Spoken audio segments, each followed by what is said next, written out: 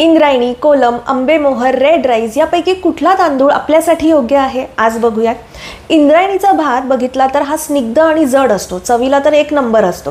हा वात आणि पित्त प्रकृतीच्या लोकांना, तसंच ज्यांना थकवा जाणवतोय, ज्यांचं वजन खूप कमी आहे, नुकतीच जिची डिलिव्हरी झाली आहे अशी स्त्री यांच्यासाठी योग्य आहे. लहान मुलं, आजारी लोक, वृद्ध यांना हा ताकद देतो.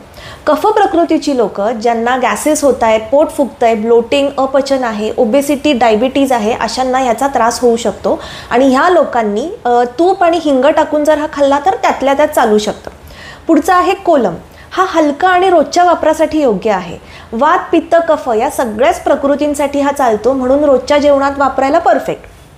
पण हा फार अशक्त लोकांनी किंवा ज्यांना जास्त ताकद हवी आहे किंवा जे एथलीट लोक आहेत अशा लोकांनी जर इंद्रायणी वापरला तर त्याचा त्यांना जास्त चांगला फरक पडेल, एनर्जी त्यांना जास्त मिळेल.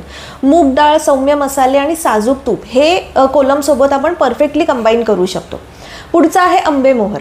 हा भात वात प्रकृतीच्या लोकांनी, ज्यांना थंडीचा त्रास होतोय, झोप लागत नाही किंवा ज्यांना मानसिक थकवा जाणवतोय यांनी खावा. वाताचे विकार, मनाचे विकार यासाठी हा भात अगदी उपयुक्त आहे. पण तेच कफ प्रकृती किंवा ज्या व्यक्तींना वारंवार सर्दी, खोकला, ॲलर्जी होत आहेत यांनी मात्र हा टाळला पाहिजे. पुढचा आहे रेड राईस. हा कोणाला चालतो तर कफ आणि पित्त प्रकृतीच्या लोकांना, ज्यांना वजन कमी करायचं आहे, ज्यांना ऑलरेडी डायबिटीज आहे, कोलेस्टेरॉल वाढलेला आहे, रक्तदुष्टी झाली आहे, त्वचा विकार आहेत किंवा हॉर्मोनल इम्बॅलन्स आहे, या लोकांसाठी हा फायद्याचा आहे.